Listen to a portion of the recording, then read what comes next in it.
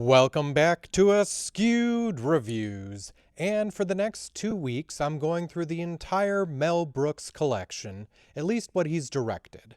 So today I'm doing the 1970 film, The 12 Chairs. Here is your trivia question for today. Who is in possession of the second to last chair? The answer will be at the end of this episode. So in the film The 12 Chairs, we meet an elderly woman who is unfortunately on her deathbed. She desperately wants to tell something to her son-in-law, Hippolyte. So they send for him, and they also send for the priest to give her her last rites. So it takes him a bit to get there, but Hippolyte finally does arrive to speak to his mother-in-law. She tells him of a story of when they had to flee their home, and how within one of the 12 chairs that were in their dining room, she actually sewed in all of her diamonds, jewels, and rubies. So upon hearing this discovery, Hippolyte decides to go and see if he can find those chairs. Now, unbeknownst to Hippolyte, when Father Fyodor was giving the last rites to this old woman, he also heard the story about the chairs. So now he is denouncing his station and heading off to find the chairs for himself. So Hippolyte heads back to his old home in hopes of finding some semblance of where those chairs could have gone. He ends up running into one of his old servants, Tikhon, who might know where to start looking for them.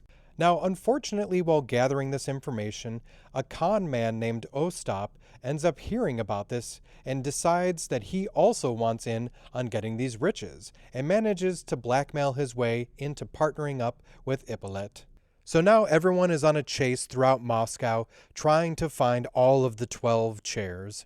So will Hippolyte and Ostap be the ones to find the chair with the jewels, or will Father Fyodor discover it first? If you didn't know, this movie is based off of an original Russian novel called The 12 Chairs.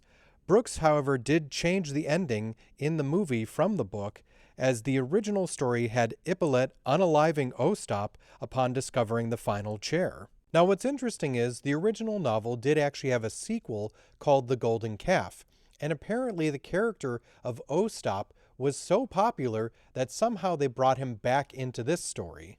Mel Brooks was the director and the writer for the screenplay for this film. Mel Brooks' wife, Anne Bancroft, always encouraged him to write at least one song for all of his films. So he ended up writing Hope for the Best, Expect the Worst. This ended up being the theme for the opening credits. The song's melody was actually based on Hungarian Dance's number 4 in B minor. The character of Hippolyte Vorobyanov was played by Ron Moody, and in my opinion, he did an amazing job in this film. Now, the character of Hippolyte was originally offered to actor Alistair Sim, but he ended up turning it down. Brooks then offered the role to Gene Wilder. Wilder, however, wanted to play the character of Ostap instead. Brooks stated that in the book, Ostap is described as devilishly handsome, and because of that, he wouldn't cast Wilder. Now, Wilder was not offended by this, but did end up turning down the role of Hippolyte. So the role of Ostap Bender ended up going to Frank Langella, and this was actually his feature film debut. Now, the way that he got the role is that he and Anne Bancroft were actually performing together in a play called A Cry of Players. Now, it was actually Bancroft who suggested to Brooks to put Langella in as the character of Ostap, and in my opinion, she made a good choice. I thought that Langella did a great job in this film. Now, the role of Ostap was originally offered to Albert Finney, but he also turned it down. The last of the main characters appearing in this film was Father Fyodor, played by Dom DeLuise. This was actually the first collaboration between Brooks and DeLuise, and they would pair up quite often after this. Now, the role of Father Fyodor was also offered to someone else originally, and that actor was Peter Sellers, as apparently Brooks really wanted to be able to work alongside him, but unfortunately Sellers also turned this down. Now, Mel Brooks himself also does make an appearance in this film.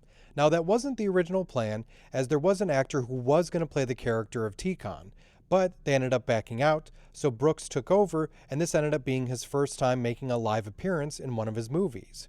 Brooks still considers this film one of his favorite movies that he's ever made.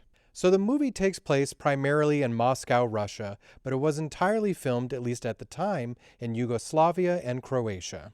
So when it comes to the film The 12 Chairs, I really love this movie. It's definitely up there as one of my favorite Mel Brooks films. I really like the story, the characters are a lot of fun to watch, and in general, it does keep you entertained the whole time. So I'm going to give this one a 4 out of 5. Now, if you did like this movie, other films I recommend checking out are Dirty Rotten Scoundrels, The Great Train Robbery, It's a Mad, Mad, Mad, Mad World, and Rat Race. And now it's time for the trivia question from the beginning of this episode. Who is in possession of the second to last chair? So the individual who has the second to last chair is an aerialist or a tightrope walker who likes to wear a bear costume. Now, there's really no significance to this, and I'm not sure how many people would even remember that, but I just found it such an odd choice that I decided to center the question around that.